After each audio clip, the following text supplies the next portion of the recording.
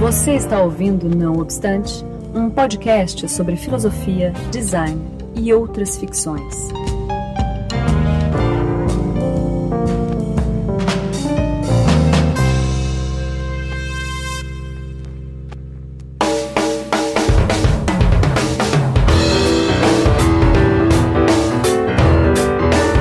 Começando mais um Não Obstante, né? Milagrosamente seguindo a periodicidade mensal pela primeira vez, ou não, né? Depende se o Felipe conseguir fazer a edição dentro do prazo. Mas o que interessa é que a gente está novamente com o meu amigo Daniel Portugal, esse nosso nobre duque, luso brasileiro recém-chegado das terras anglo-saxônicas. Diga oi, Daniel. Olá. Hello. Já voltou com o sotaque. Tô sacaneando. E como convidado especial, contamos novamente com a companhia do professor Rogério de Almeida da USP. Diga oi, Rogério. Olá, prazer estar de volta. Muito obrigado, é sempre uma honra pra gente a sua participação e uma garantia de prestígio aos nossos ouvintes. Hoje eu tô em época de eleição. Inspirado. Vote então, Beccari. Exato. Que bosta, né?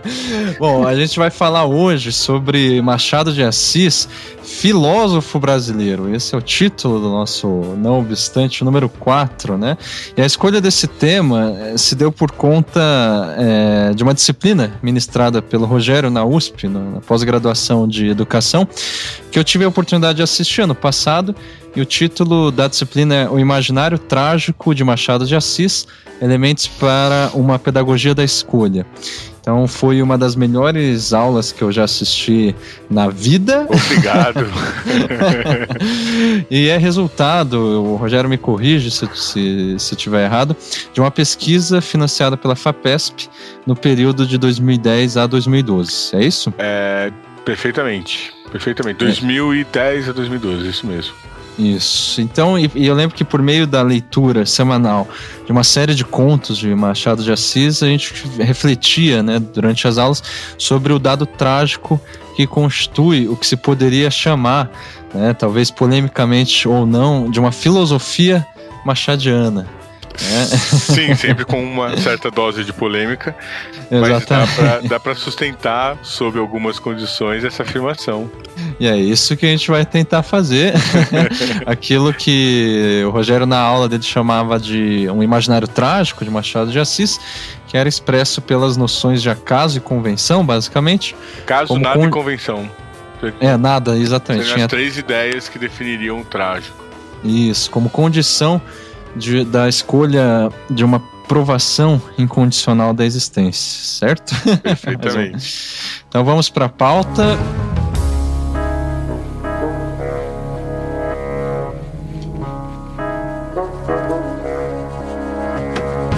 E será que a gente pode ver Machado de Assis, que todo brasileiro praticamente conhece como grande figura literária, também como pensador e filósofo? E se sim, exatamente, de que maneira, né? De que modo? O que ele pensaria nesse caso? Isso. Assim, em primeiro lugar, então, já entrando na pauta, se a filosofia, que a gente está chamando aqui, ela for entendida como uma busca racional e elevada e privilegiada da verdade com V maiúsculo que rege o mundo verdadeiro, né, por detrás das aparências supérfluas, é evidente que Machado de Assis não poderia ser chamado de filósofo, né? Por outro lado, também é evidente que há na sua obra, no mínimo, uma expressão filosófica que se manifesta pela relativização das referências de sentido, de verdade, pelo questionamento das crenças, pela adesão às circunstâncias, pelo reconhecimento do espetáculo, da força das opiniões e das convenções sociais, principalmente pela afirmação do caráter efêmero da vida, das contradições humanas e da conjunção, da coincidência entre uma realidade indiferente e nossa vontade de viver essa realidade. Sendo assim, então, né, é preciso antes de tudo selecionar quais coordenadas que nos permitem enxergar Machado de Assis como um filósofo. Então, Rogério, como você apresentaria o Machado de Assis enquanto filósofo? Essa questão é bastante interessante porque, de certo modo, o interesse pela crítica em apontar uma relação da obra do Machado com a filosofia já data de um bom tempo.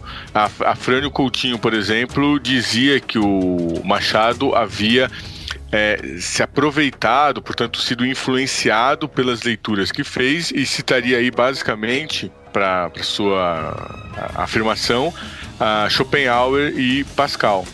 E no entender, obviamente, do Afrânio Coutinho, o Machado teria, digamos assim, utilizado o pensamento desses filósofos justamente para dar vazão a um sentimento que ele nutriria de, digamos, insatisfação diante da vida, ressentimento mesmo, como se o Machado odiasse a vida. Essa é a expressão do Afrânio Coutinho. Depois surgem discussões em relação à questão de se há uma filosofia de Machado de Assis ou uma filosofia na obra de Machado de Assis, se é só uma questão de influência, se é uma questão, enfim, essa discussão surgiu, e aí o Miguel Reale aparece com a filosofia na obra de Machado de Assis. E aí ele vai mostrando de que maneira ela aparece. Por exemplo, muitas vezes a filosofia aparece quando o Machado diz que estava lá um asno, estava lá um burro pensando, ou estava lá um burro, um asno com a sua filosofia. Ou então, por exemplo, o próprio Quincas Borba, que aparece com a filosofia do humanitismo, e a gente sabe que o Quincas Borba estava naquele momento completamente louco. Então a filosofia aparece na obra do Machado muitas vezes pela porta dos fundos, de maneira jocosa, de maneira humorada. No entanto, o que eu procurei mostrar é que, sob algumas condições, o Machado de Assis, sim, é filósofo.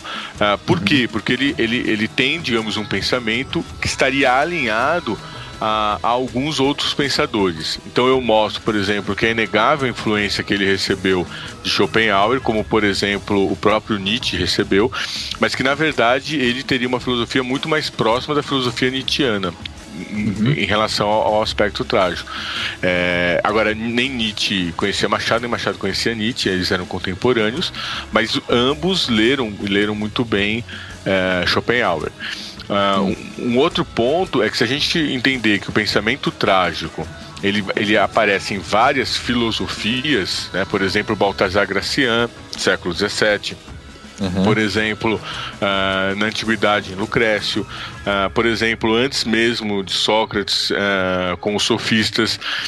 Se a gente pensar, enfim, nas várias insurgências, né, do trágico, seja na literatura, que é onde ele nasce, seja na mitologia, né, por exemplo, pensando aqui no deus Dioniso, que encena, né, o ritual trágico. Então, em todos esses autores, próprio Pascal, de certa forma, são autores que, digamos, expressaram um pensamento trágico. E o Machado de Assis estaria afiliado a isso. Daí vem, eu acho, a necessidade de dizer o que é, então, esse pensamento trágico, né? Isso. Mas, enfim, de fato, é interessante a gente contextualizar tanto a filosofia trágica, e eu diria um pouco do próprio Machado de Assis, que é um autor do século XIX, né? Perfeito. Marcado pela uma ascensão social, justamente, né? Ele também tinha esse ressentimento que o Rogério falou, ele era mestiço, né? Eu acho que essa é a única coisa que ensinam no ensino médio a respeito dele, que ele era mulato, não é isso? Ele tinha uma série de adversidades, era mulato, né? E era epilético, né, também? Isso, gago e epilético. Vixe. Ele é gago. Era gago, epilético e mulato numa sociedade escravocrata. Né? Exatamente. A despeito disso, enfim, por meio de apadrinhamentos, ele consegue iniciar a carreira numa tipografia, né? Aí ele passa a escrever. Depois ele entra no funcionalismo público e aí, enfim, segue mais ou menos a carreira de outros tantos e tantos escritores, né? De então, de antes e de depois, que ter um emprego, digamos, no funcionalismo público, mais burocrático, tudo, e ele teve, enfim, uma ascensão dentro do funcionalismo e uma carreira literária que é importante que se diga, reconhecido em vida, né? Isso muitas vezes, por exemplo, Nietzsche teve a sua obra lida muito tempo depois, Fernando Pessoa, a obra foi reconhecida muito tempo depois, Kafka, a obra foi reconhecida muito tempo depois. No caso do Machado, ele gozou em vida do reconhecimento, tanto que foi, enfim, aclamado, presidente da Academia Brasileira de Letras, que ele ajudou a fundar, e recebeu livros, inclusive um livro muito crítico, né, da sua obra, em vida, né? Não é qualquer autor que recebe um livro dedicado à análise da sua obra ainda em vida. Então Machado foi sim reconhecido um grande escritor na época em que viveu, e desde então praticamente não tem dificuldades em se sustentar como o melhor escritor brasileiro. E ele chegou a trabalhar como tipógrafo, foi isso que você disse? Isso, ele começou, ainda ele vendia doces. O pai dele era pedreiro, né? Ele vendia doces e foi coroinha. Isso é um dado interessante. Nossa. Foi estava inserido, né? Lá enfim, no meio religioso. Dizem que aprendeu francês com uma senhora para quem ele vendia doces. Então, às vezes, ele ficava um tempo ali escondido, ouvindo as aulas dela de francês. Certamente aprendeu latim na igreja, né? Como coroinha. Sim. E depois ele, enfim, começou a escrever no jornal e aí foi pro funcionalismo público. E ele teve contato, né, com, pelo menos, Schopenhauer, né, a filosofia, a obra de Schopenhauer, né?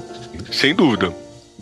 A filosofia de Schopenhauer, de Pascal, de Montaigne também, não? Montaigne, Lucrécio e os moralistas do século XVIII. Isso é um dado interessante. Mas ainda assim, eu diria que as coordenadas para a gente chegar a chamar ele de filósofo ainda, né, poderiam ser, sei lá, melhor organizadas. Eu acho interessante a gente retomar, talvez, né, porque é muito sintético o que a gente falou no começo, daquelas 3 coordenadas que a gente viu muito nessa disciplina que o Rogério ministrou, que é os dados do nada, do acaso e da convenção. Nada, das acaso, convenção. Então, Rogério, o que são essas? Brevemente. Antes do Rogério responder, vale a pena citar que o Rogério tem um artigo sobre o tema também. Isso. Que se chama O Delírio de Brás Cubas, síntese do pensamento filosófico machadiano, e que vai estar na postagem ali para o pessoal acessar. Que vai ajudar a refletir sobre o tema, né? Vai estar ligado ao que o Rogério falar agora. Sim, obrigado. E provavelmente eu acho que tem mais outros artigos, né, Rogério? Tem. Eu agradeço a lembrança do Daniel. E tem o último artigo que eu publiquei, ele trata especificamente sobre a questão da relação entre Machado de Assis e a educação, né? A pedagogia da escolha, mas passa, obviamente, pelo trágico, e eu faço ali uma síntese, um arrazoado dessa definição de trágico. E, enfim, é fácil também de encontrar esse material no meu site. Enfim, depois pode deixar o link também. A gente coloca na postagem. Sim. Bom, basicamente, né, qual seria a definição do trágico? O Clément Rosset vai dizer que é a ligação entre a alegria de existir e o caráter trágico da existência. Então, de certo modo, o pensamento trágico nos levaria a uma sabedoria trágica, que seria justamente compreender o caráter, digamos, de fatalidade da existência. Se você compreende isso, quer dizer, se você adota, aceita isso, então, de certo modo, essa aprovação te liberaria para a alegria de existir. É importante dizer que não a alegria no sentido mais momentâneo do termo, né? Estou alegre, estou triste, não nesse sentido, mas no sentido de se aprovar a vida a despeito de todas as contrariedades, principalmente racionais, em relação a ela.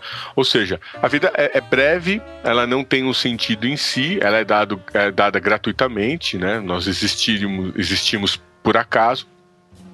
Diante dessa circunstância, assim, dessa situação, você aprova a sua existência. Esse trágico então nada, por quê? Porque tudo veio do nada, quer dizer, é o acaso, né? O que origina as coisas, e também para onde tudo vai. Né? Tudo vai. Uhum. A gente pode também dizer que Machado de Assis é filósofo no conceito de Deleuze, né, que é um criador de conceitos. E ele cria dois muito interessantes. Um é a eterna surdez e o outro é a vontade imóvel. Isso identificaria a natureza, né? Então, qual a natureza do mundo, né? Qual a existência do mundo? Vontade imóvel, ou seja, uma vontade que não leva a lugar nenhum, portanto, que não transcende nada, não tem nenhum fundo metafísico, e uma eterna surdez. Eu acho que essa é uma imagem importante, porque é um conceito que nos ajuda a entender quando a gente diz o nada, né? Porque o que seria essa eterna surdez? Bom, uma pessoa religiosa, por exemplo, ela reza. Ela acredita que aquilo que de algum modo ela está dizendo será pedindo, enfim, dirigindo em oração, será levado para algum ouvido que ouvirá isso. E ele está dizendo que não há, nenhum ouvido nos ouve. E o mesmo ele acaba dizendo também, para quem tem um viés, digamos, mais cientificista, ou mesmo um viés mais ligado ao ateísmo.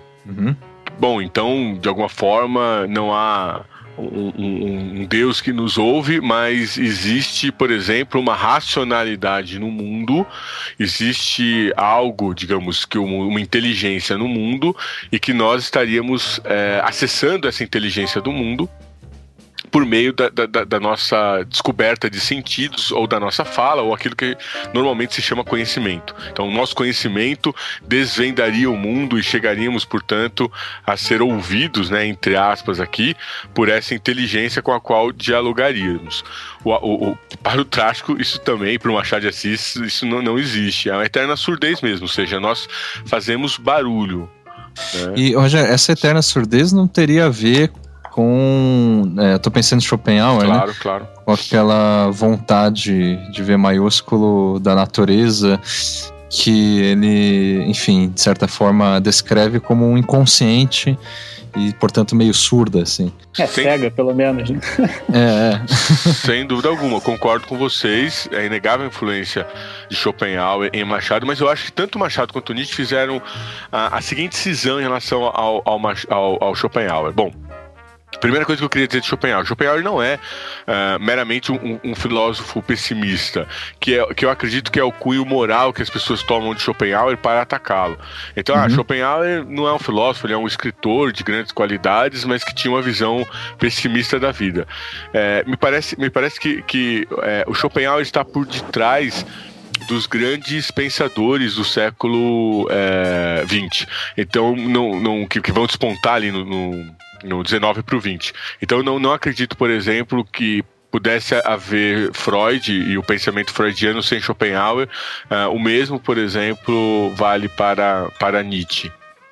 E para Machado. E para Machado, obviamente. Muito antes, por exemplo, de Kafka ou de Camus, quem vai falar que o mundo é absurdo é o Schopenhauer. Ele é absurdo por quê? Porque ele não estaria, digamos, submetido a nenhuma racionalidade. A racionalidade é um produto, uma capacidade, uma faculdade, pode se chamar como quiser, mas é humano. A racionalidade é humana. E a vontade seria justamente essa liberdade radical a qual a gente não tem acesso, né? Ou tem acesso só através da vontade em nós. Perfeito. Agora, qual que é a mudança que faz tanto Nietzsche, no meu modo de entender, também Machado? O Schopenhauer, ele diz que há uma vontade, que ele vai dizer, como bem lembrou Beccari, né, com V maiúsculo, há uma vontade que essa vontade, de certo modo, seria, digamos, essa máquina que impulsionaria a existência. Que há uma vontade, que há vontades, né, isso me parece inegável. O Nietzsche chama disso de força. E aqui no Machado aparece como vontade imóvel, ou seja, uma vontade que residiria, que por acaso mesmo, nas pessoas, né? Vontade de vida. Mas não que ela teria, por exemplo, um V maiúsculo no sentido de ser externa a nós mesmos. Eu acho que foi ali que o Schopenhauer falhou, porque de alguma forma ele deixou a porta dos fundos aberta para que a metafísica voltasse. Uhum. Então, para o Machado, por que a vontade é imóvel? Porque ela é incapaz de gerar movimento, no sentido, vamos dizer assim, mais profundo de uma transformação, ou daquilo que a gente chamaria de telos, né? O encaminhamento para uma solução no futuro, ou algo do gênero. Quer dizer, é como se nós estivéssemos num cenário de escuridão e silêncio, o irrompimento da vida sob as suas formas mais plurais possíveis, e dentre essas formas plurais nós tivéssemos a nossa condição, a nossa existência humana, e que por acaso também ela seria dotada de uma série de atributos. Não estou negando aqui todo o evolucionismo que chegou nisso, mas o evolucionismo também seria obra do acaso nas suas mutações, e não de algum plano prévio para se chegar a um formato específico de existência.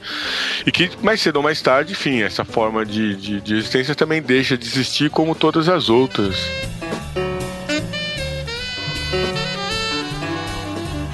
A gente poderia dizer, em primeiro lugar, com relação ao nada, isso, que seria, sei lá, uma forma de se nomear esse absurdo, né? De uma constatação de que antes da gente nascer, a gente era esse nada, por assim dizer, ou não ser. Isso. E, ao mesmo tempo, simultaneamente, a gente constata que a gente está destinado a retornar a este nada, né? Perfeito. Que é essa condição de não ser. Sendo que o próprio ser já é um conceito extremamente contraditório, né, no decorrer da história da filosofia, né, já que o próprio ser está em meio a uma infinidade de possibilidades, que essa comparação entre o infinito que é constatado, né, esse ser se torna irrisório, por assim dizer, né? Sim, mas nesse ponto que eu acho que tem a ver com Schopenhauer, no sentido de que se você, quando justamente não é não tem unidade. E se quando você é alguém, você continua a ser, se não ser nada, é nesse isso, ponto, potencialmente, me parece, pelo menos. Exatamente, é nesse ponto, me parece que existe a vontade com V maiúsculo, que ela liga tudo no sentido de que ela não está dentro ela não vale a unidade, né, o contar, ela está para além do muitos ou do poucos. Acho que seria a questão ali. Então, a meu ver, me corrijam se estiver errado, vocês que leram mais Schopenhauer do que eu, mas essa vontade com V maiúscula, ela me parece como um contraponto, de certa forma, justificador, ou justificante, né, de uma qualificação que ele dá como absurda em relação a essa constatação. Então, sabe, como assim? Bom, a existência é absurda porque é isso, né? A gente é um ser potencialmente nada, que provém do nada, e daí é um absurdo, ou seja, já tem um caráter de lamentação. Pô, que coisa, né? Esse nada e tal. A grande fim ético seria justamente conseguir negar a vontade, né, e chegar ao nada. E aí nesse ponto eu acho que sim, né, tem esse fim, né, essa coisa que você poderia fazer no final e chegar a uma redenção. Exato, é nesse sentido, inclusive, de redenção que eu vejo, talvez de uma maneira, sei lá, extremamente leiga e tudo mais, grosseira, mas o conceito de vontade com V maiúsculo do Schopenhauer, que é uma forma de negação desse nada. Ou não, estou errado. Não, eu acho que sim, que pode ser dito dessa forma, mas no meu modo de entender, uma questão que eu acho que é fundamental. É como se o Schopenhauer olhasse para a obra do Kant e dissesse assim: não é isso, o homem não é esse senhor da razão, ele está submetido a forças incontroláveis, que depois com Freud vai ficar mais claro aí que seriam as forças do inconsciente, mas o Schopenhauer é o primeiro a abrir espaço para esse pensamento. Nós estamos submetidos a forças incontroláveis que não são forças racionais, são as nossas paixões, no fundo são as nossas paixões que nos ligam à vida, e não propriamente uma razão específica para viver. Só que quando Schopenhauer constata isso, ou seja, quando ele olha para o nada e ele percebe que, enfim, a única coisa que nos resta é essa vontade, vamos dizer assim, essa vontade de vida, ele lamenta. Então ele diz assim, Kant estava errado. Que pena. Eu queria tanto que ele tivesse certo. Exatamente. Então é daí que viria, por exemplo, o pessimismo do Schopenhauer. Não necessariamente porque ele, digamos, acredita que as coisas não vão melhorar. É porque ele, de alguma forma, constata que nada vai para lugar nenhum e ele lamenta essa constatação. A diferença, por exemplo, para o Nietzsche, ou, no meu modo de entender, para o Machado também, mas eu acho que Nietzsche isso é mais forte, sim, Kant estava errado, nós não somos senhores da nossa razão, há uma força, uma vontade que nos anima. O Nietzsche vai chamar essa vontade de potência, né? Vontade de poder mesmo, quer dizer, essa vontade de força, de exercer, de viver, de se afirmar pela vida, e no entanto ele vai dizer que isso é ótimo, porque é isso que nós temos. Então por exemplo, até eu tô finalizando o livro sobre o Machado, eu espero ainda lançar no final desse ano, a gente pode depois até falar sobre isso. Olha aí. Se ficar pronto, né? Mas tirando a parte aqui de merchan, eu abro o livro com uma epígrafe, que é: a arte de viver consiste em tirar o maior bem do maior mal. Isso é Machado de Assis. Quer dizer, apesar de todas as circunstâncias adversas, né, da vida, extrair disso o maior bem. Ou seja, quando o Machado diz a arte de viver consiste em tirar o maior bem do maior mal, esse bem e mal aqui é relativo, né, no sentido nietzschiano mesmo, de além do bem e do mal, ou seja, como uma circunstância que nos é dada, que é a vida, e que eu posso tentar extrair dessa circunstância aquilo que é melhor para mim, aquilo que de alguma maneira é melhor dentro da ordem da convenção. Por isso que, junto da ideia de nada, para a gente não ficar também só preso a esse conceito, vem de acaso e convenção. Acaso é algo muito simples de compreender, porque o acaso é aquilo que não se justifica, o acaso é aquilo que não se explica, o acaso que não tem causa, que né? não tem causa. Então, quer dizer, aquilo que surge espontaneamente. Vamos dizer isso em relação, por exemplo, à existência, que seria aí, no caso, o mais interessante. Porque, óbvio, a gente pode estabelecer relações de causa e efeito desde uma construção, uma construção sintática, por exemplo, né? Isso aconteceu, né? Sair de guarda-chuva porque estava chovendo, então eu estabeleço uma relação de causa. O porquê aí ajuda a estabelecer isso, mas não é nesse aspecto, por exemplo, que o acaso entraria, mas ele entraria justamente como o acaso constitutivo da existência. Então é a ideia de que esse nada, de onde tudo vem para onde tudo vai, quer dizer, esse nada que no fundo é aquilo que é a existência, ele né, irrompe a partir do acaso. A existência rompe a partir do acaso. E aí, obviamente, essa existência se dá por meio de convenções. Então, essa é a parte que eu acho, pelo menos pra mim, foi a mais complicada. Ela é complicada mesmo, porque as convenções... pelo menos relacionar, né, com tudo isso que a gente tava falando até agora.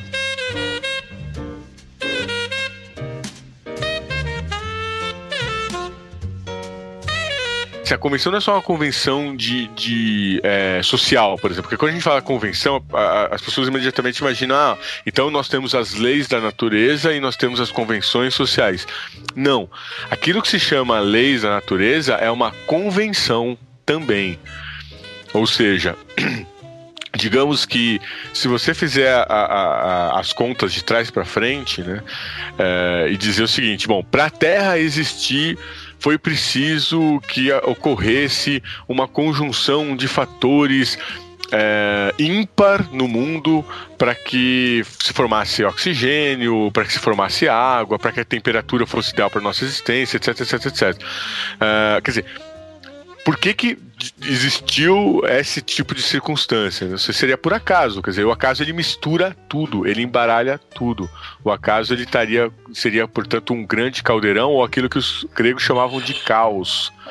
Então, esse caos inicial é que estaria ligado aí a uma ideia de acaso, ou seja, de experimentações sem controle, sem uma razão específica, portanto, como você disse, sem uma causa anterior, né, que no embaralhamento dos seus elementos gerasse a existência e, portanto, com o passar do tempo e todos os desdobramentos, né, que foram dados por acúmulo, e também ainda funcionando esse aspecto do acaso, esse aspecto casual da existência, nós chegássemos, portanto, à existência.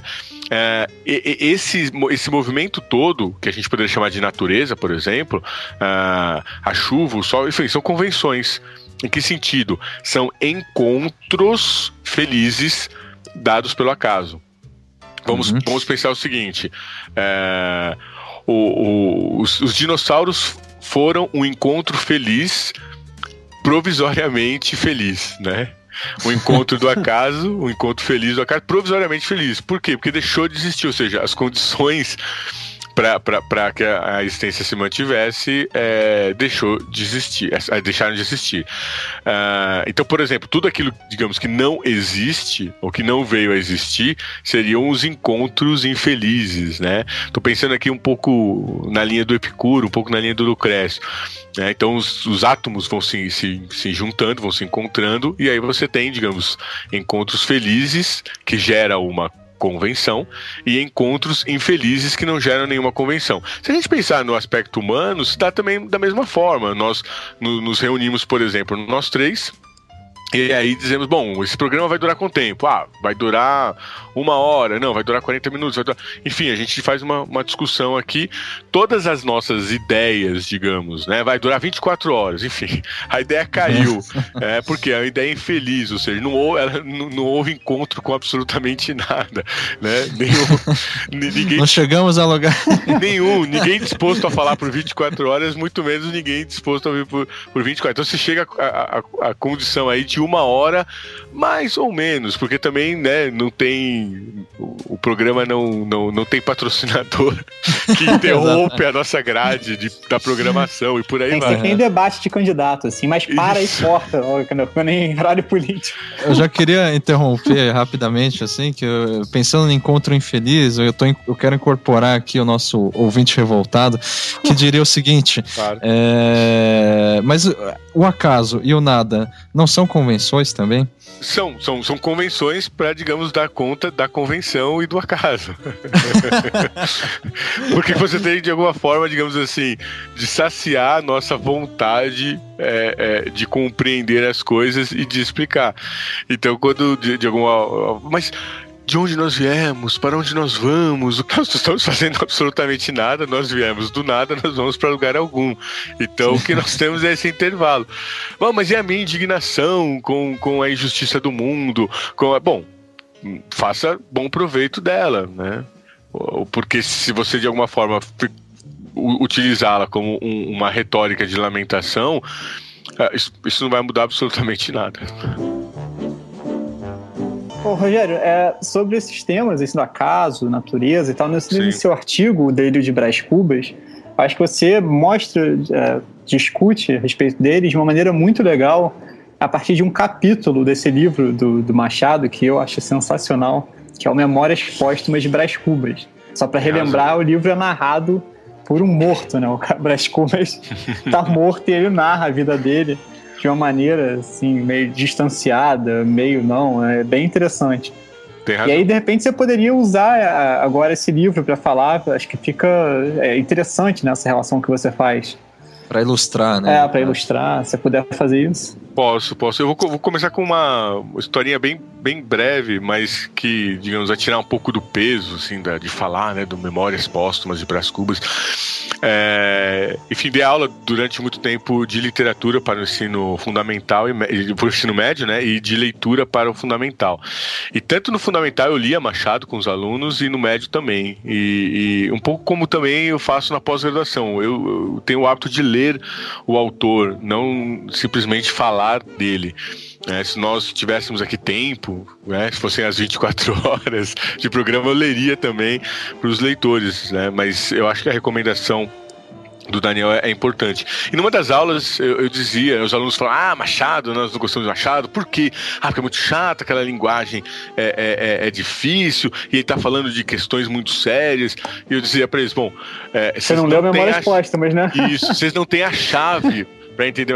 Vamos pegar algumas chaves. A primeira é a do humor.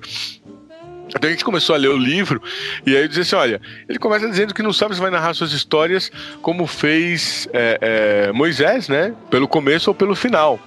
Mas como Moisés começou pelo começo, né? Então ele ia começar pelo final, que era narrando a sua morte. Bom, já começa aí... É hilário, o livro é hilário, né? Muito hilário. Já começa aí duas piadas, né? O primeiro é se comparar com com Deus, né? Depois ele vai voltar a falar sobre isso. Mas assim, sobre o patriarca do Velho Testamento, portanto, que serve tanto para os judeus quanto para os católicos, né? Então essa é a primeira comparação que é muito divertida. E o segundo lugar diz que vai narrar a própria morte, né? E aí ele diz que havia 11 pessoas no seu enterro. E aí os alunos pararam, olharam, eu falei assim, pensem aqui, qualquer um de vocês, entendeu? Se qualquer um de nós morresse hoje ou amanhã, no mínimo nós teríamos 100 pessoas chorando no nosso enterro, no mínimo. E olhe lá que nós não somos pessoas, né, notáveis, célebres, nada disso. Agora, para um homem que tentou ser célebre como o Brás Cubas, ter 11 pessoas no seu enterro é algo, né, risível. E aí ele diz, de maneira muito bem-humorada, que um deles, né, ele diz assim, bom, acresce que chovia, né, então as pessoas não foram no meu tempo porque também estava garoando, né, não era uma garoa fina, tal, mas estava garoando. E aí um dos seus amigos diz, a natureza parece chorar a morte, a perda, né, deste ente tão querido. E aí ele diz, não me arrependo de ter deixado 11 apólices para ele de herança. E aí eu dizia lá para os alunos, olha, 11 apólices são como se fossem 11 títulos, é como se fosse, enfim, ações de uma bolsa de valores, né? Então, portanto, ele está deixando herança, está deixando dinheiro para esse amigo. E aí vem a primeira questão, a fala do amigo é interessada ou desinteressada? Bom, é totalmente interessada, mas é uma fala que remonta a quê? Remonta ao romantismo. A natureza teria um dentro, um si, teria, portanto, um sentimento, e ela externaria isso por meio, né, da chuva ou do sol, que seria o sentimento da natureza. Bom, para aquela eterna surdez, né, a gente sabe o quanto há de ironia aí. Até chegar, claro, na Marcela, que amou por tantos contos de réis e algumas semanas. Essa parte é ótima. É ótima também. E aí, quando os alunos começaram a perceber isso, então eles despiram daquela seriedade, daquela aura de seriedade que envolve Machado de Assis por ser o nosso principal escritor, etc, etc, etc, e começaram a compreender o que é que de fato ele está fazendo. E o que ele está fazendo o tempo todo é rindo da sua existência. Tem uma questão de classe, óbvio que tem. Ele está rindo também, né, da classe capitalista, conservadora e etc, etc. Eu acho que o Schwarz mostrou um pouco isso. Mas, por outro lado, ele está rindo da própria existência. E ele tem algo que é um privilégio, né? Que é ter vivido a vida e depois fazer comentários dessa vida vivida. E os comentários sempre, ou quase sempre, desmentem os interesses confessados durante a vida. Ou seja, nós agimos por uma vontade que não se pode confessar. Por isso que ele precisa ser um autor defunto. Ou um defunto autor, para ser mais exato. Quer dizer, uma visão póstuma, no caso. Perfeito. Ele precisa morrer para poder dizer, entre aspas, a verdade. Ou seja, os interesses reais que moviam as suas ações e que, portanto, estaria no limite desvinculado de todo princípio, digamos, mais racional. Quer dizer, é uma vontade, vamos dizer assim, de poder. Ele quis ser ministro, ele quis ser célebre, ele quis fazer o emplasto para ser uma pessoa famosa, ele quis escapar do anonimato, né, da existência e ter um instante sequer de brilho. E ele fracassou nisso. Ele diz isso no final: eu fracassei, eu não consegui. Mas é muito sintomático, por exemplo, que ele não tenha querido casar com a Virgínia. Depois, quando a Virgínia vai casar com o outro, o Lobo Antunes, não, Lobo Neves, desculpa, fiz confusão com o autor português. Quando ela vai se casar com o Lobo Neves, depois de ela estar casada, ele vai e a conquista, né, cometendo, portanto, adultério, e ele volta para casa dizendo: ela é minha. Quer dizer, essa vontade, que aqui a gente não deve confundir muito rapidamente com amor, mas pode ser expresso como amor, que está vinculada aí à ideia de poder. Uhum. Né? Então, especificamente sobre o capítulo que o Daniel mencionou, eu acho ele fundamental, e também é um capítulo que nos dá informações muito contrárias, né? Ele se chama O Delírio, é o capítulo 7 do livro. O livro ele apresenta a morte dele, depois ele conta esse delírio, depois do delírio ele dá um salto para o nascimento. E a gente poderia dizer, portanto, que o livro ele tem um prólogo, que é essa abertura do instante da morte. Se a gente pensar num filme, né, é aquele instante do filme que antecede a última cena. Então, a gente tem ali um momento em que ele vai morrer, um momento em que ele morre.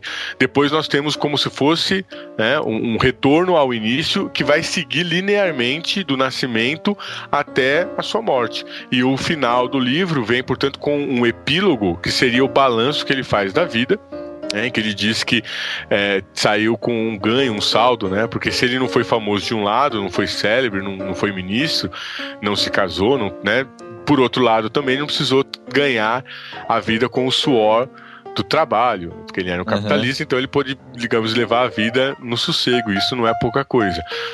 Por outro lado, da punição. E aí diz que saiu com saldo da vida, né? No finalzinho ele saiu com saldo, que é o fato de ele não ter tido nenhum filho, portanto não ter levado adiante a nossa miséria. Ou seja, o reconhecimento de fato de que a vida é sofrimento, sobretudo dor. Sobretudo sofrimento, desmentindo, portanto, o que vai aparecer no humanitismo na fala do Quincas Borba. Mas voltando a esse capítulo central do livro, eu chamo de central justamente porque ele está nesse momento em que ele encerra a morte e faz o grande salto para o nascimento. O Brás Cubas diz inicialmente que ele vai narrar o seu delírio. Portanto, não é para nós nos fiarmos no que ele vai dizer, porque o que ele vai dizer é uma bobagem, ou seja, é um delírio, é obra de uma mente insana que está delirando prestes a morrer. Ou seja, como se fosse tirar o seu da reta. Totalmente, né, totalmente. Pra falar uma besteira. Totalmente. E o Machado já tinha tirado dele ao colocar a autoria do livro na voz do Brás Cubas, né, que já é um autor. Duas vezes. Então tá. Mas ele diz uma outra coisa, diz assim: leitor, se você que quer ação, que quer, né, enfim, trama e tal, não precisa esse capítulo. Esse capítulo não é o capítulo importante. E essa coisa da insanidade, é bom lembrar que é também uma constante na obra do Machado de Assis, no Alienista também, sempre essa discussão de se o insano, de repente, é mais próximo de uma suposta verdade ou perfeito, que é a existência. Perfeito. A fala do Daniel é absolutamente importante, porque a gente poderia justamente entender a convenção como esse conto alienista como um exemplo claro da convenção. Não existe loucura, não existe sanidade, embora a gente reconheça ali os insanos por um comportamento desviante. Mas toda vez que você tenta dizer onde é que esse comportamento desvia, a única coisa que nós temos é a convenção, ou seja, está convencionado que devemos agir de tal forma. Se agirmos de outra maneira, isso seria, portanto, loucura. Só que essa loucura, digamos, seria tão cambiável, e eu acho que Foucault mostrou isso, né?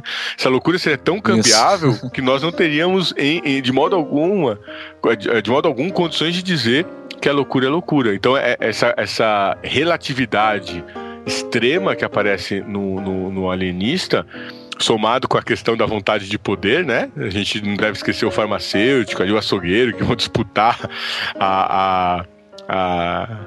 o comando da cidade, né? Mostra claramente essa ideia de convenção. Agora, voltando pro delírio, Depois de dizer que é um capítulo sem nenhuma importância, enfim, que é só um delírio, que o leitor pode saltar, etc., ele escreve uma das páginas mais belas e mais importantes da nossa literatura, né? A lenda dizia que Eça de Queiroz sabia o capítulo de cor e declamava para quem quisesse ouvir.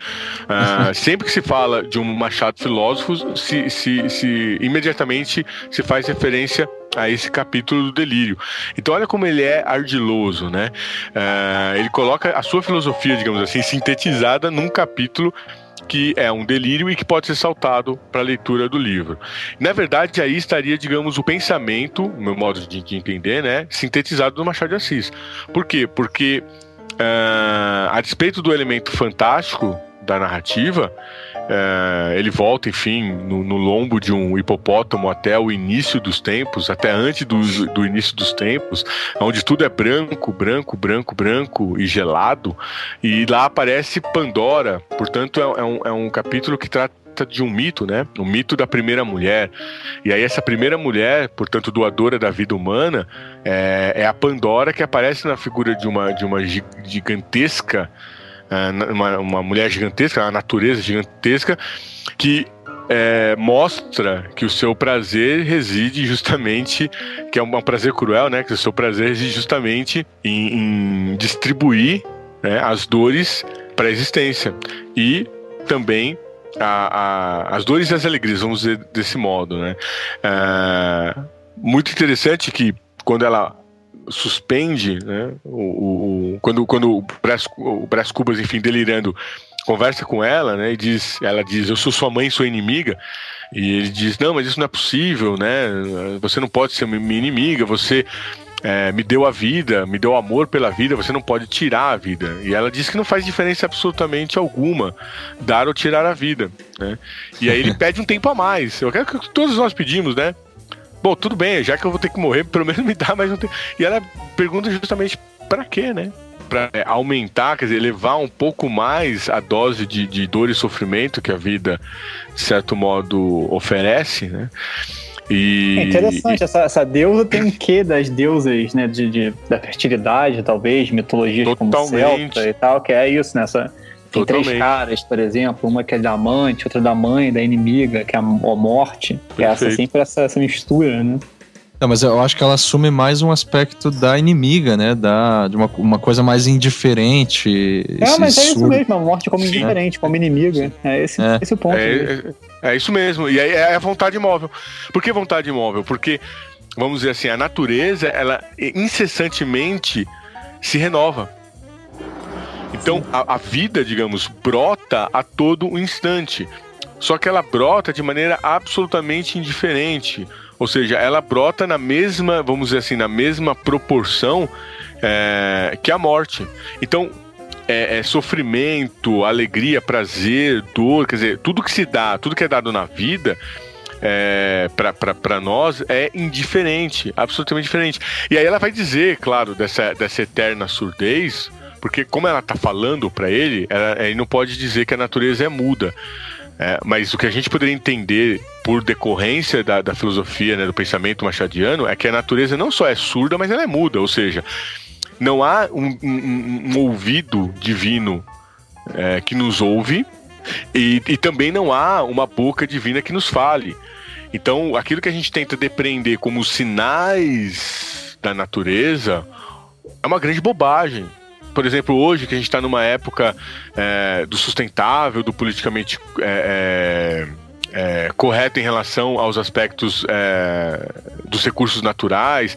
Então é mais ou menos o seguinte, a gente está num momento em que não queremos nenhuma alternativa para a economia capitalista que foi gerada, que é a base de um desenvolvimento e um progresso sem fim. No entanto, nós queremos salvar a natureza, né? Então esse é o discurso mais paradoxal, né, que existe hoje. E o que as pessoas dizem, né, em relação à preservação da natureza? A natureza está dando sinais de que ela está esgotada. Bobagem, a natureza não fala conosco, ela não nos dá nenhum sinal. Se falta água num lugar, sobra em outro. Se esquentar a temperatura de um lado, azar para nós, sim, mas sorte para determinadas bactérias que vão viver melhor.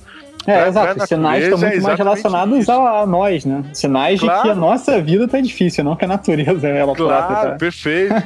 Então, a descrição, inclusive, do rosto da natureza que eu acho interessante. Se me permitiram, eu leio rapidinho. Claro. Ele fala assim: nada mais quieto, nenhuma contorção violenta, nenhuma expressão de ódio ou ferocidade. A feição única, geral, completa, era a da impassibilidade egoísta, a da eterna surdez, a da vontade imóvel. Raivas, se as tinha, ficavam encerradas no coração. Ao mesmo tempo, nesse rosto de expressão glacial, havia um ar de juventude, mescla de força e vício, diante do qual me sentia eu o mais débil e decrépito dos seres. Porque ele tá morrendo, né? Ele envelheceu, ele tá morrendo. E essa juventude, digamos, ela vem como força, né?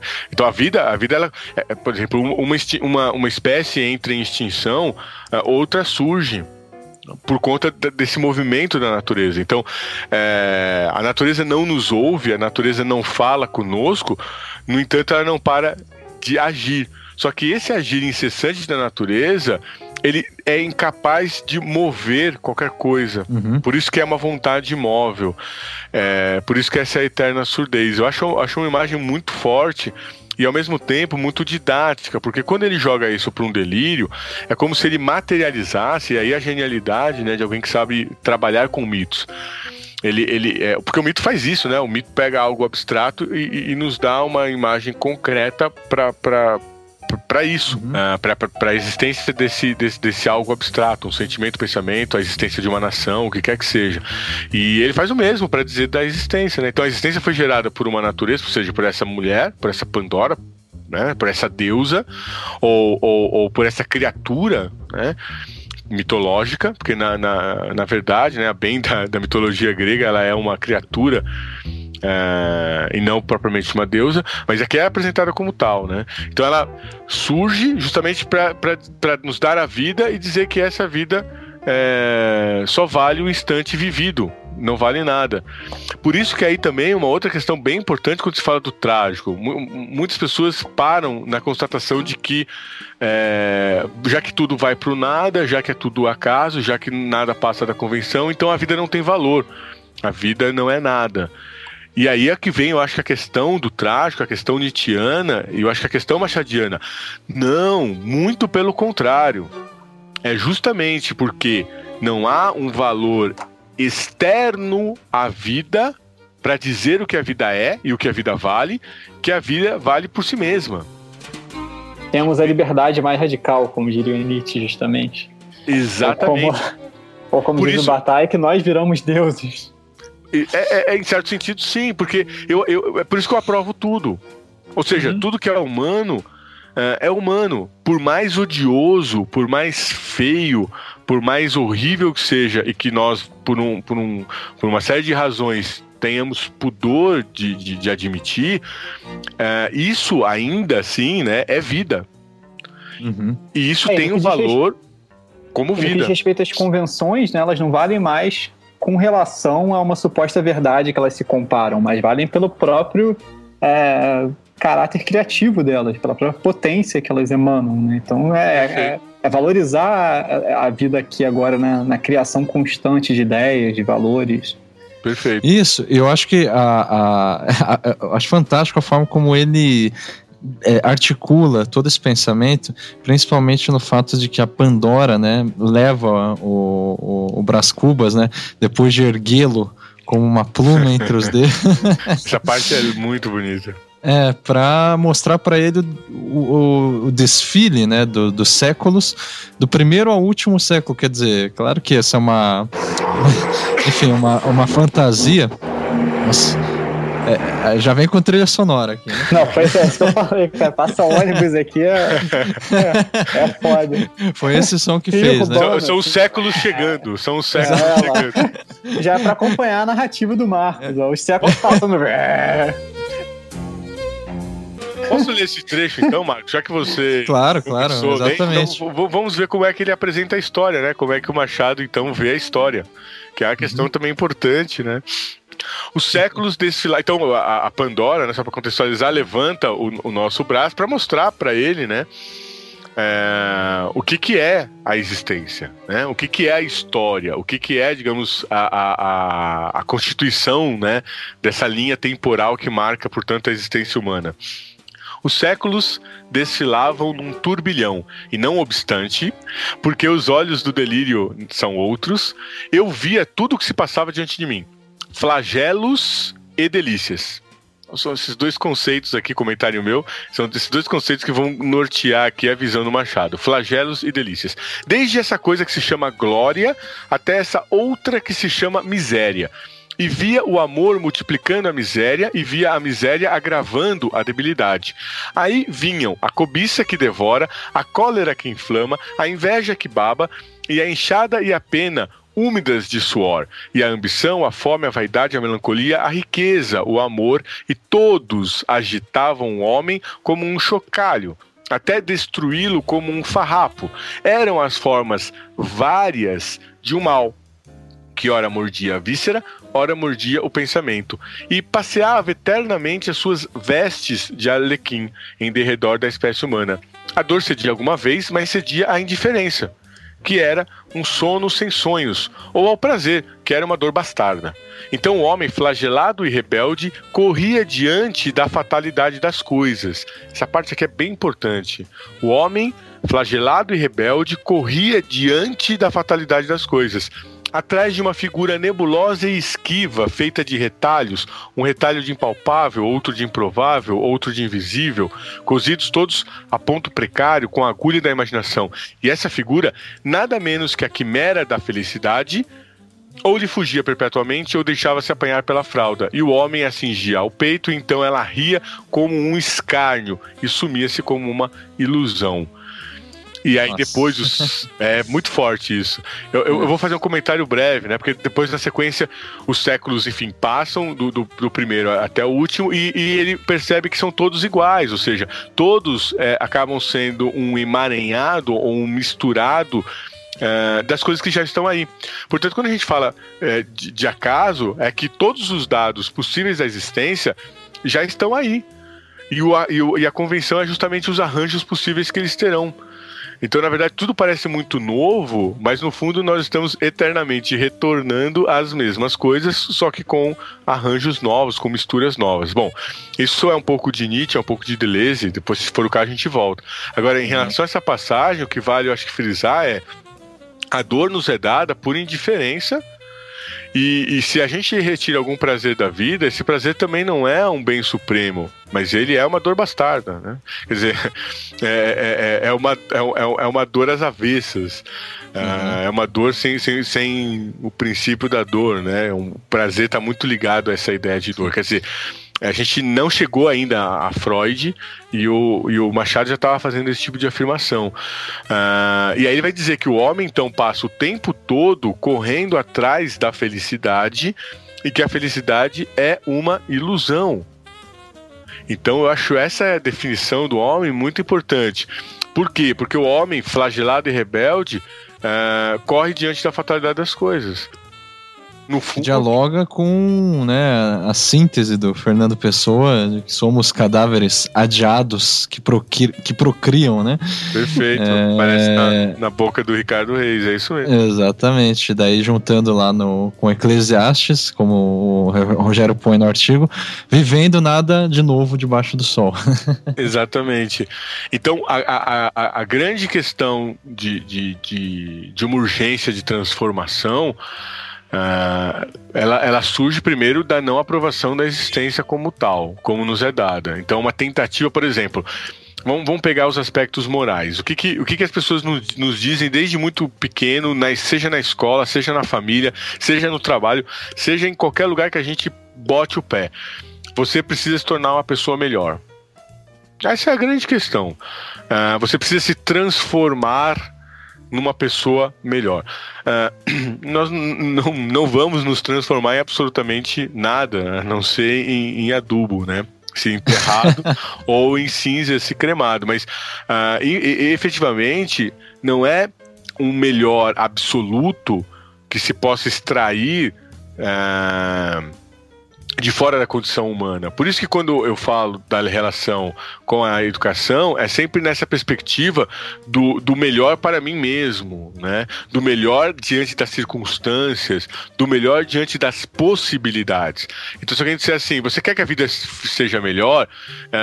Eu quero diante das circunstâncias, diante do que é possível melhorar. Então, por exemplo, eu não tenho nenhuma contrariedade aos inúmeras bandeiras e inúmeros movimentos que querem transformação social, porque querem uma vida melhor. Pelo contrário, eu endosso todas elas.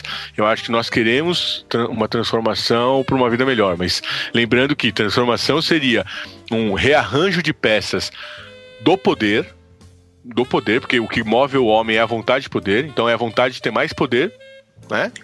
Portanto, a vontade de transformação é sempre de quem não tem tanto poder quanto gostaria.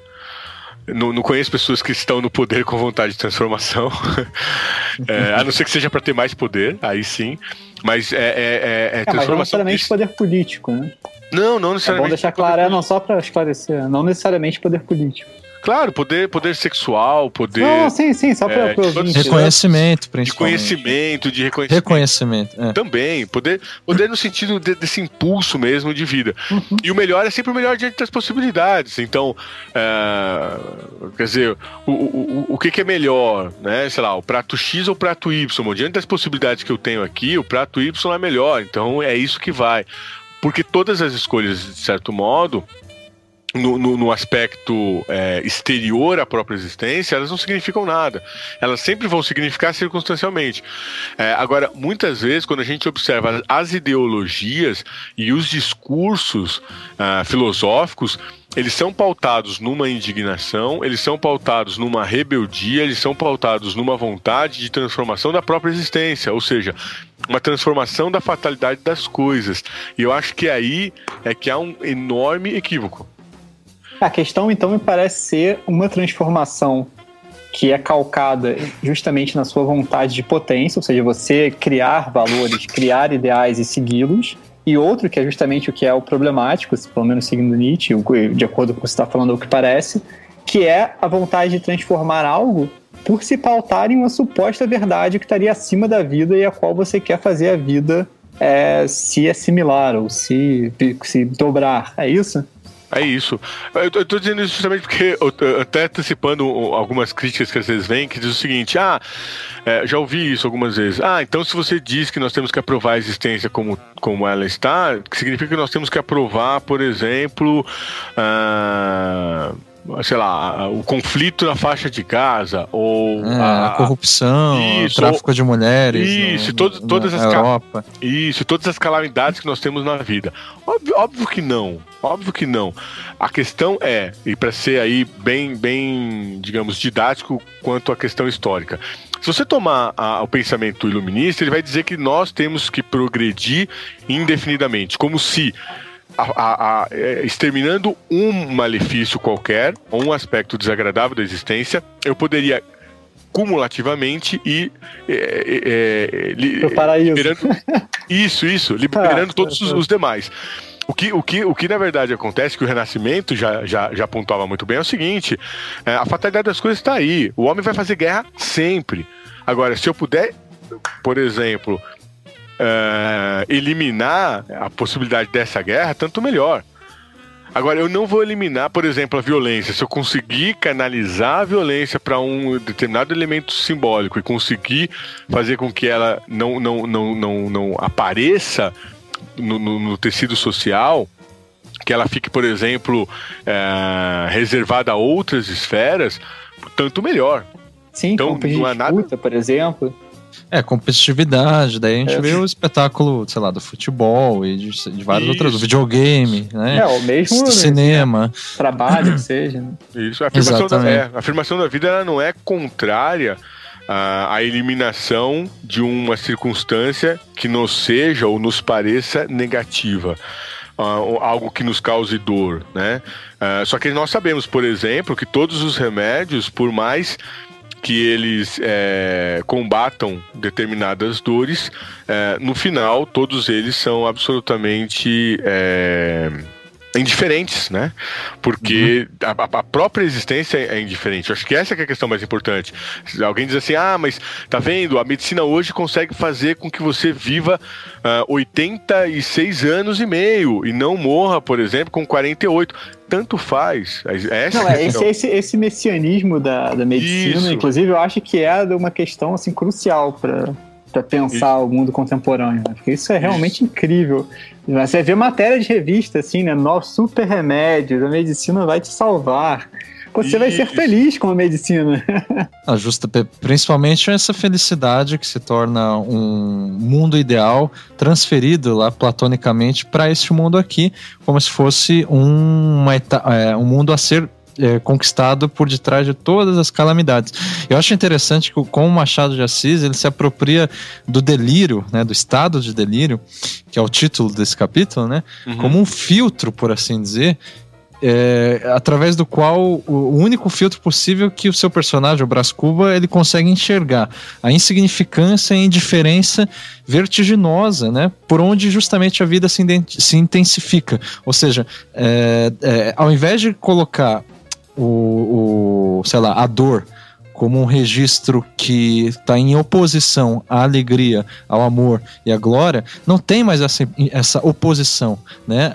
Digamos, ele está indiferente à dor e ao prazer, porque, digamos, o delírio em si aparece indefinido no rosto da Pandora, né? E a vontade de potência já inclui os dois, esse é o ponto, né? Me parece. Exatamente. Tem uma frase do Nietzsche que eu acho fantástica. Ele fala assim, os homens não buscam a felicidade, só o inglês o faz. Esse inglês é sacanagem com o utilitarismo, né? Aquela ideia de que o que move a vida humana é a busca de prazer e que o grande bem seria aumentar o prazer para a maioria, né? Então ele tá assim, ele consegue destronar esse negócio, derrubar em uma frase. Não, pois é, e a materialização da Pandora, né? Voltando lá, do Machado, essa materialização ficcional, ela corresponde à própria materialização do que a gente entende por existência, porque toma a ficção não como um mero pretexto de afirmação ou de negação do real, mas antes como aquilo que organiza esse real e que localiza a gente nele. Então esse delírio da Pandora é uma forma dele se organizar antes de morrer, no caso, né? Me parece. Exatamente.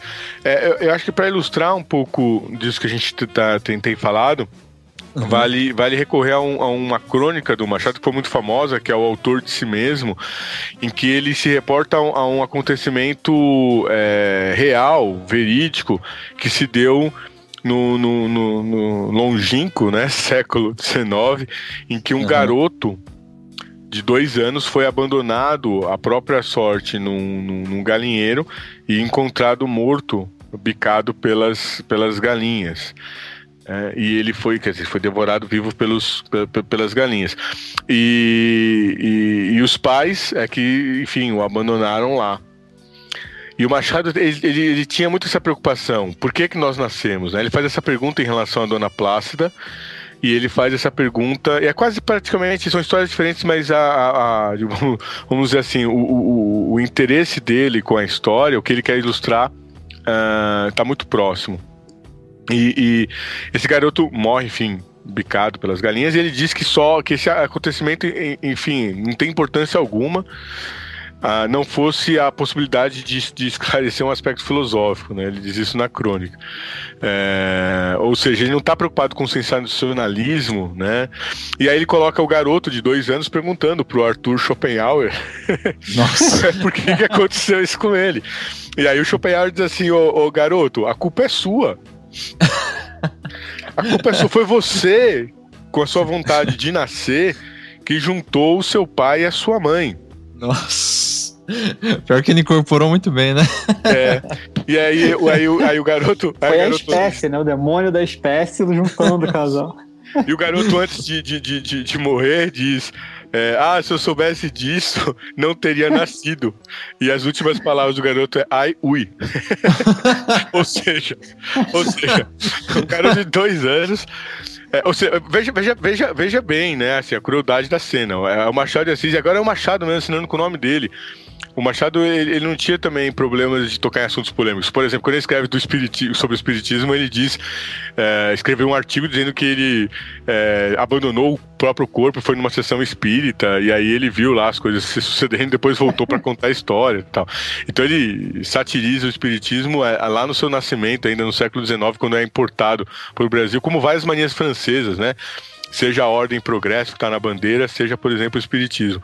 E ele faz essa brincadeira também com essa questão, que é muito séria, né? Um garoto de 2 anos é brutalmente assassinado por galinhas, porque os pais o abandonaram à própria sorte.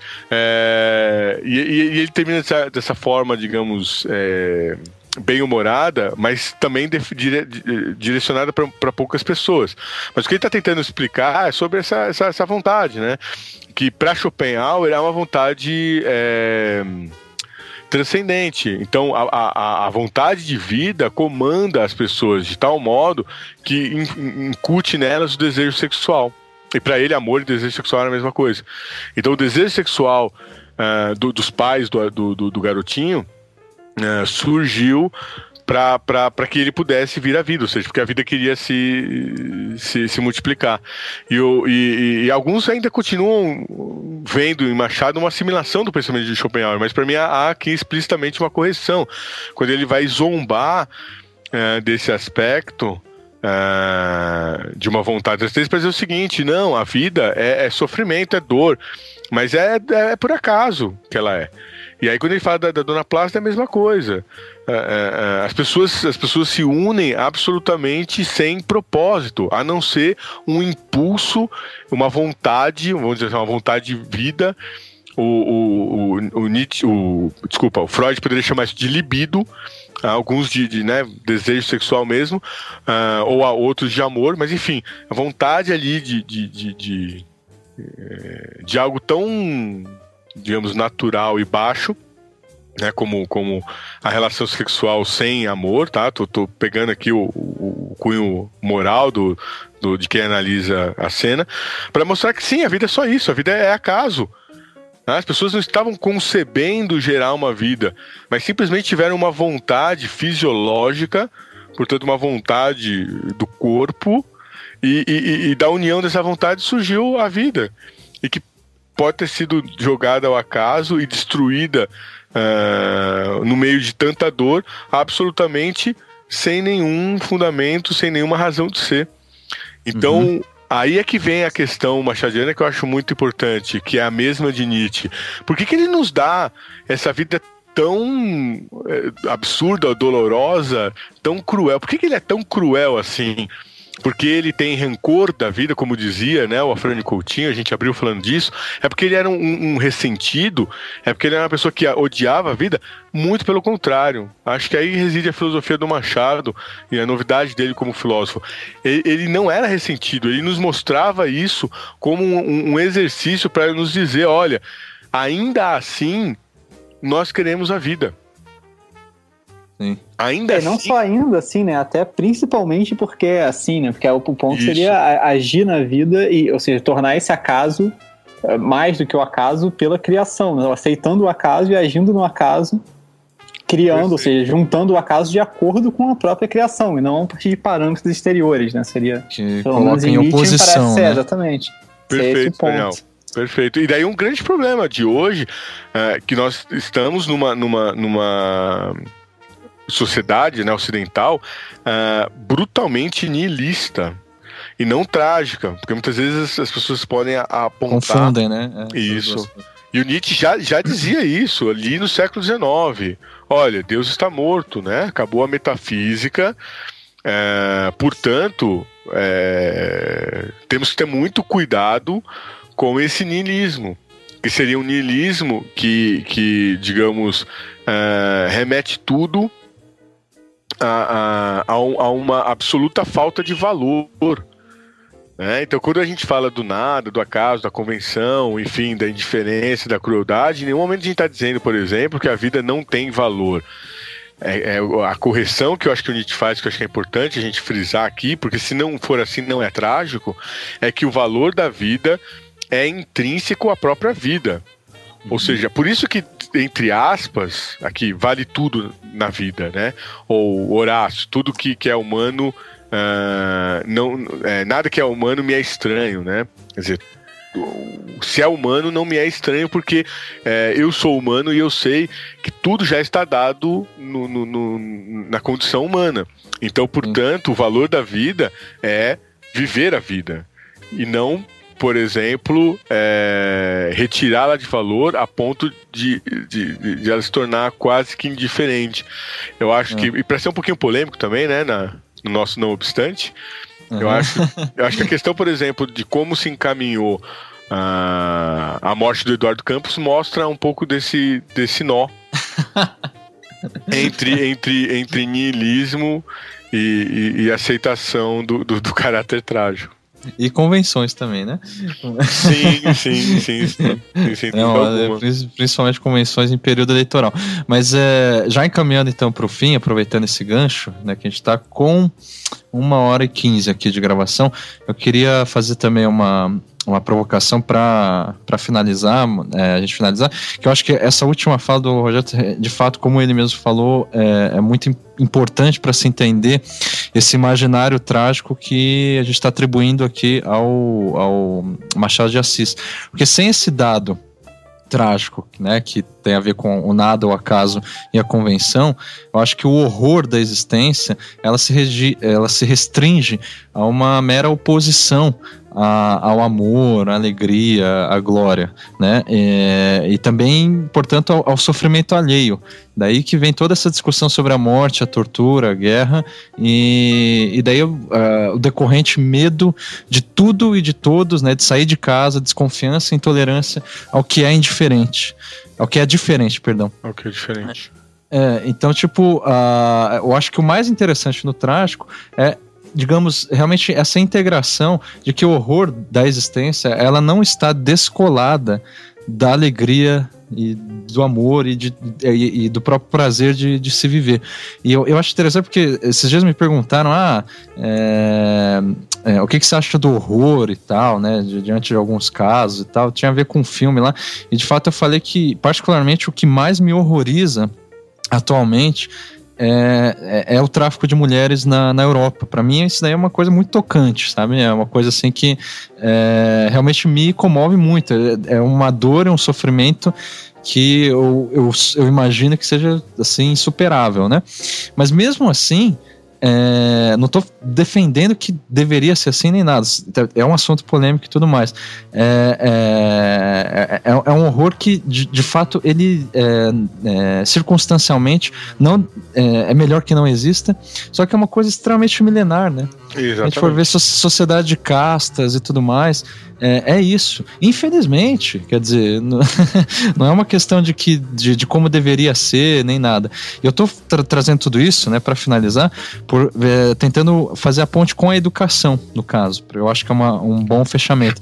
Porque, assim, se a educação, muitos dizem, ela está condicionada à crença numa verdade, ou em muitas verdades, né, no plural, a educação que a gente pode tirar de uma filosofia trágica, especialmente do Machado de Assis, que se propõe, né, como a gente viu, a desfazer desse sentimento de verdade, de crença, seja uma crença ideológica, científica ou moral, né, como que haveria a possibilidade desse tipo de alguma educação que vem dessa filosofia trágica do Machado de Assis, de Nietzsche e por aí vai, que ocupe o lugar da esperança, do medo ou mesmo da ilusão, né? Que consiga inclusive situar as pessoas no mundo, organizar, né? Compreender, fazer com que elas compreendam e também experimentar e desejar a vida nas piores condições, por assim dizer. A sua colocação eu acho fundamental, né? Um breve comentário quando você fala dessa questão do horror, né? A maior parte dos filmes de horror, por exemplo, que é um fenômeno moderno, né? O horror começa na literatura moderna no século XIX e depois do século XX isso ganha muita força. É ainda uma espécie de naturalismo, né? A boa parte do horror que a gente encontra está ligado ao sobrenatural. Principalmente nos filmes mais comuns, ou é uma violência gratuita, né, de uma mente insana, que sai matando todo mundo, ou é um fenômeno sobrenatural, como se houvesse, por exemplo, alguma coisa externa à existência que imprimisse, digamos, essa dose negativa, essa carga negativa à existência.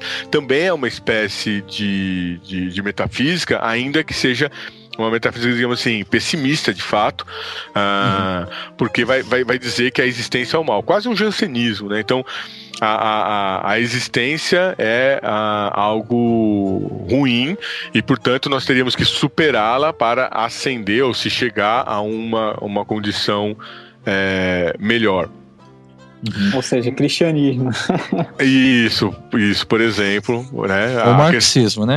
O marxismo. Mas, não é muito polêmicas. Não é muito diferente. Isso, tá vendo? Caímos na religião. O que eu acho importante do que você disse no aspecto da educação, e para ser bem sintético mesmo, a gente já passou bastante aqui, avançou bastante no tempo, é que sim, o grande problema da educação hoje é essa tentativa, de um lado, de superar o dado negativo, como se ele fosse superável, como, por exemplo, se isso fosse uma vontade nossa, como se a preguiça fosse vencida pela programação, né? Uma espécie de autoajuda, uma programação mental, como se a produção, a produtividade, né, do trabalho ou de outra atividade da vida fosse, por exemplo, um índice de valor da vida, como se o dinheiro ganho pudesse, por exemplo, mensurar as coisas boas, e que, portanto, tudo aquilo que a gente pudesse eliminar, seja via remédio, como bem lembrou o Daniel, né, com a intervenção dos fármacos, seja, por exemplo, via qualquer outro tipo de intervenção religiosa, doutrinária, enfim, aquilo que o Beccari chamou de ilusão, como se isso de alguma forma fosse positivo, porque nos levaria a uma melhoria da própria condição, da própria vida. E aí eu acho que retornar, por exemplo, ao Renascimento, não necessariamente retornar ao Nascimento, mas dizer, por exemplo, que uma educação hoje, ela não precisa ser necessariamente utópica, mas ela pode encontrar ecos no passado, seja no passado muito, muito distante, como o passado histórico, por exemplo, antes da existência da escrita, em que os homens viviam em comunidades e lá cultuavam, por exemplo, a vida, ainda que fosse fazendo seus sacrifícios. Então, o sacrifício do bode, que provavelmente originou o termo trágico na etimologia grega, era um sacrifício de um animal que vive ali, um animal, né, que você pastoreia, justamente para entrar em contato com essa força vital e não faltar vida, né? Pode parecer uma brutalidade, você citou aí um caso importante do tráfico de mulheres, obviamente nós somos contra. Eu acho que só se deve pagar dinheiro para as mulheres se elas o quiserem, né? E de maneira alguma tornar propriedade de quem quer que seja. Embora você querer também alongar, mas sendo polêmico, boa parte dos contratos de trabalho que a gente tem, ou da fatalidade do mercado em relação ao trabalho, é uma forma de escravidão. Você não tem um único dono, mas você é escravo do mercado. Se você não tiver nele, você não existe. Se você não... Enfim, mas sem entrar nisso... E a diferença é que, por uma questão de convenção, de fato, a questão da sexualidade, né, ou enfim, do estupro, e de pagar por isso e tudo, a prostituição, portanto, isso. É muito mais, parece cruel e, digamos, indigno, tira a anulação da dignidade do que o mercado. Mas isso é uma questão convencional, né? Sim, assim, do que a escravidão que há no mercado. Que é complicado mesmo a gente falar num assunto como esse, mas que se compara com aquela crônica do Machado de Assis que o Rogério falou da galinha. Com a diferença que a gente não está falando de galinha, a gente está falando de homens que submetem, né? Que, perfeito, digamos, que sujeitam mulheres, de fato, e que, de fato, assim, é de uma extrema crueldade só de imaginar isso. Agora, de fato, a grande questão que o ouvinte revoltado diria, então como que se aprova isso, né? Sabe? Uma existência em que existe esse tipo de coisa e tudo mais. Então, vou voltar ao Nietzsche. Uhum. A fórmula do Nietzsche é, né, o trágico é a fórmula da afirmação máxima. Afirmação máxima da plenitude da abundância. Um dizer sim sem reservas, até mesmo ao sofrimento, à própria culpa, a tudo o que é problemático e estranho na existência. Fecha aspas. Ué, por que eu aprovo isso? Porque eu aprovo tudo na existência. Porque não dá, essa que eu acho que seria a questão, não dá para conceber uma existência cindida sem esse aspecto ruim. Porque ele é ruim dentro de uma dada convenção. Uhum. É importante que se diga isso. Vamos ser relativistas e um pouco canalhas, né? Perguntinhas básicas. Na atual circunstância da sociedade brasileira, o que é melhor, ser rico ou ser pobre? No momento histórico que nós vivemos, é melhor ser rico. É melhor ser negro ou ser branco? Ser branco, totalmente. Ser adulto ou ser criança? Adulto. Então, ser homem ou ser mulher? Homem, né? Então, essas perguntas que num momento tem respostas óbvias, elas nos mostram, por exemplo, que o problema maior não é o sujeito que está lá distante, escravizando e vendendo e traficando mulheres, mas é do nosso lado, assim, é o nosso vizinho que bate na mulher dele. Por isso que é melhor ser homem que ser mulher, porque o nosso vizinho a gente vê lá e bate na mulher. O mercado de trabalho paga mais para o homem do que para a mulher em relação a muitos trabalhos. Não, e deixando claro rapidamente que essa não é. A gente não está defendendo isso, né? Vai sim, que... óbvio, dizendo que é um maluco. Editar. O Rogério não está falando que é melhor de fato ser homem, tá ligado? Ele não está falando isso, pelo amor de Deus. Por isso que eu brinquei aqui. O que a pessoa responderia? Se você fizesse essa pergunta para uma criança, é melhor ser criança ou ser adulto? Eu já fiz o teste, a criança diz é melhor ser adulto. Porque o que ela está querendo dizer é o seguinte: a gente sofre mais sendo criança do que não sendo. E a questão é óbvio que não é melhor ser homem do que ser mulher, porque não existe esse melhor absoluto, é sempre circunstancial. Então, nós temos uma sociedade cuja circunstância é essa. Pode ser que daqui a algum tempo a pergunta se inverta. O que eu quero dizer é que no âmbito da existência, se você aprova a existência, ou você aprova ela incondicionalmente, e aí você aprova tudo que existe, ou você aprova ela com condicionantes. Se você impõe condicionantes, o grande enigma é como é que você condiciona algo em relação ao qual você não tem o menor controle. Então, o que seria a existência? A existência é similar a você entrar num avião. Depois que você entrou no avião, você não tem controle nenhum sobre o avião. Você não tem controle sobre o acidente, você não tem controle sobre o manche, você não tem controle sobre o piloto, você não tem controle absolutamente nenhum.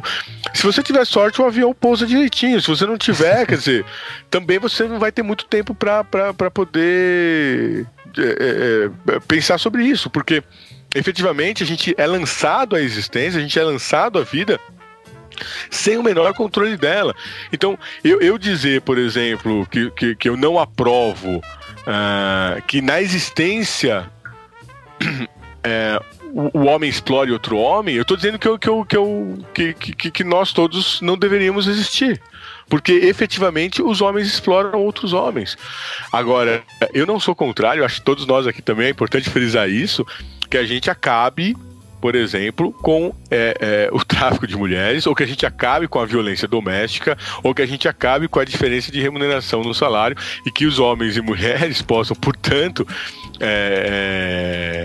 ter uma vida mais prazerosa, né? Entrar, vamos dizer assim, eu não sei se é possível ter uma vida mais prazerosa do que a existência nos dá. Eu tenho muito receio, por exemplo, desses argumentos estilo Reinaldo Azevedo, que diz assim, nunca vivemos numa época com tanta gente escolarizada, com tanta abundância de comida, com tão poucas guerras, com tanta longevidade. Eu vou falar, grande merda, que porra isso muda na existência? Se o meu pé tá doendo, não muda nada, entendeu? Se eu perder uma pessoa que eu amo, e essa pessoa, por exemplo, ter sido barbaramente estuprada e assassinada com, sei lá, 40 anos de idade, de que me vale esses dados estatísticos em relação ao mundo? Quer dizer, sim, quem que é o grande Deus, o grande irmão ou o grande idiota que acredita que tem domínio sobre o mundo?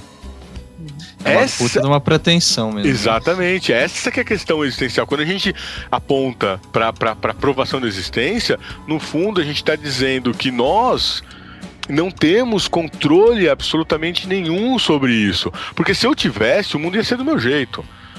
Mas aí eu seria Deus, né? Mas aí eu seria Deus, quer dizer, enfim, não existe este eu, né, que vai transformar o mundo segundo a minha vontade, é tudo entre aspas aqui. Por isso que o Nietzsche postula isso. É a afirmação máxima da existência, da plenitude, até mesmo diante do sofrimento, não porque se goste do sofrimento, mas porque ele nos é dado junto à vida. Eu acho que essa questão é importante. Por isso que o Machado fala do prazer como uma dor bastarda. O prazer e o sofrimento são a mesma coisa. E outro ponto importante é também não cair na falsa, na suposta ideia de que você, porque afirma a vida, não agiria sobre ela. Ou seja, você ter vontades, ter ideais e agir sobre o mundo não está em oposição a afirmar o mundo. Ou seja, não é porque você afirma que você vai dizer, então não vou fazer nada. Muito pelo contrário. Acho que isso é crucial para afirmação é uma ação ativa, né? Não é a mesma coisa que uma aceitação resignada ou lamentosa. Concordo inteiramente com uma ressalva. A nossa ação no mundo é sempre indiferente. Indiferente para o mundo. Para o mundo. Exatamente. Isso me lembra. Mundo, não para mim. Então, mas isso. Perfeitamente. Isso me lembra um conto lá do Machado de Assis, rapidamente, que chama A Igreja do Diabo. Que o Rogério, ele falou, no meu mundo, né? Daí eu seria Deus e tal. E nesse conto, é muito engraçado como o Machado de Assis incorpora, de fato, o demônio indo visitar e tirar a satisfação com Deus, falando, muito bem, você criou aqui essa porra, né, esse mundo e tal, agora eu tô, aliás, a igreja, né, que ele fala, você criou a igreja e tal, então agora eu vim até aqui reivindicar para criar a minha própria igreja. Eu não lembro se é exatamente isso, o Rogério me corrige. É isso. E daí ele cria. O diabo cansou de ficar com as almas porque elas não conseguem chegar ao céu. Ele fala assim, eu fico com um monte de alma, eu tenho mais alma do que não tenho mais alma no inferno do que no céu. Mas todas superlotado, né? Isso, mas todas vêm porque elas erram o caminho da salvação. Eu falei assim, agora eu quero fundar minha igreja para que todas venham de vontade própria até mim. E daí ele funda, né? Aliás, Deus aceita, né? Fala, não, beleza. Deus fala, faz o que você quiser, vai se você quiser. Continua a história, você continua, Beccari. Eu tenho medo de errar, mas enfim, daí ele cria a igreja e de fato, quando ele cria um monte ele adquire uma caralhada com perdão de adeptos, exatamente, e tal, e que daí ele se torna, digamos, mais predominante, pelo que eu me lembro, do que a igreja de Deus. Na verdade, eles se tornam a fala do diabo é a seguinte: todo mundo sabe que os pecados são muito mais prazerosos, né, do que as virtudes. Então todo mundo pode pecar à vontade. Então todo mundo podia ser egoísta, podia ser avaro, podia ser lúbrico, podia, enfim, cometer os pecados à vontade. Esses são os mandamentos, né? O pecado ele se torna a lei. E aí ele faz um sucesso enorme, assim, todo mundo é egoísta, todo mundo é pecador, todo mundo é vicioso, ninguém tem virtudes nenhumas. Sim. Então, até que daí ele começa a descobrir que, digamos, escondido, muitas pessoas faziam uma bondade, assim, mas sem que ninguém veja, assim. Ou seja, o pecado na igreja do diabo. Mas cometia uma generosidade ou outra, né? De repente, sabe, rezava um pouco. Eu não lembro dos pormenores, mas... Isso, jejuava escondido, dava dinheiro para as pessoas, que estão precisando. Escondido, exatamente. E daí ele vai lá de novo pra Deus, não é isso? Ele fala, já vai tirar satisfações. Tirar satisfação. Você tem um dedo seu aqui, né? Você tá, digamos, tentando, enfim, recuperar seus fiéis. E o Deus fala que nada. Ele fala, não, isso aí é o ser humano, né? É a eterna contradição humana. Exatamente. E aí, e aí eu queria fechar minha fala respondendo a sua pergunta sobre educação, aproveitando o gancho. Porque você, Beccaria, lembrou de uma passagem fundamental. O conto da Igreja do Diabo é fundamental porque ele diz lá a fórmula do que é o homem. O homem é uma eterna contradição. Então, é justamente essa pessoa que quer erradicar, por exemplo, sei lá, uma determinada maldade no mundo, ele faz uma outra maldade em outra parte, sem nem sequer, muitas vezes, perceber isso que ele tem feito. E aí, nas franjas, né? Nas franjas, ele faz. Então, essa contradição humana, ou um relativismo extremo, é o que aparece também no Alienista, né, em que um médico que cura, que define a loucura e cura os loucos, acaba se tornando ele próprio a loucura. Então, essa contradição humana nos mostra que não tem como escapar dessa, digamos, existência feita de claro e escuro, de bem e mal, feita de aspectos positivos e negativos, feita aquilo que o Freud vai chamar de instinto de vida e instinto de morte, feita, enfim, de tudo aquilo que compõe a existência como um pacote. Por isso que quando você afirma a existência, você diz que de que o grande valor da vida é a própria vida. E aí a educação, por exemplo, que pode ser feita, né, em relação a isso, ou seja, o que essa filosofia então nos leva?